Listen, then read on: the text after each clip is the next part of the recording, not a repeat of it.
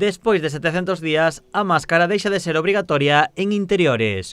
O Real Decreto aprobado polo Goberno entrou en vigor este mércores. Era unha norma que moitos agardaban pola mellora da situación sanitaria e tras preto de 2 anos utilizando o cubrebocas.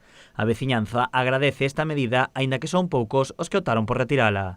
Pues a mí me parece bien, estoy de acuerdo, porque bueno, ya llevamos bastante tiempo con ella y la verdad que se hace un poco agobiante y pesado. No lo sé exactamente, yo de momento no estoy llevando por si acaso. Ahora ya no se estaba utilizando de manera correcta y que tampoco tenía mucho sentido seguir manteniéndola y que también mentalmente para la gente pues es necesario dar este paso y creo que es positivo. Bueno, me parece bien porque ya llevamos un poco de años con esta mascarilla puesta y de verdad que ya nos sentimos como agobiados con esta mascarilla.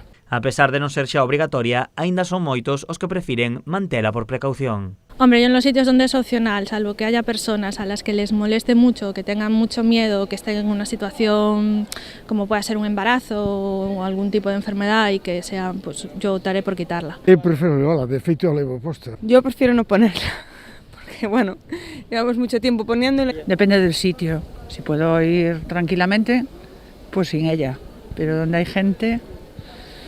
Si puedo, de momento la llevo. O seu uso é opcional nas empresas, pero polo de agora bares e comercios prefiren mantelas por precaución.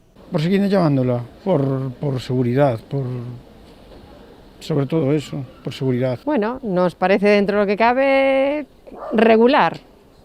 Nosotros vamos a ir con ellas igual y bueno, el que quiera venir con ellas viene y el que no, pues nada, aguantarnos un poquito, pero bueno. Aínda que xa non é obrigatoria, hai situacións nas que se recomenda o seu uso.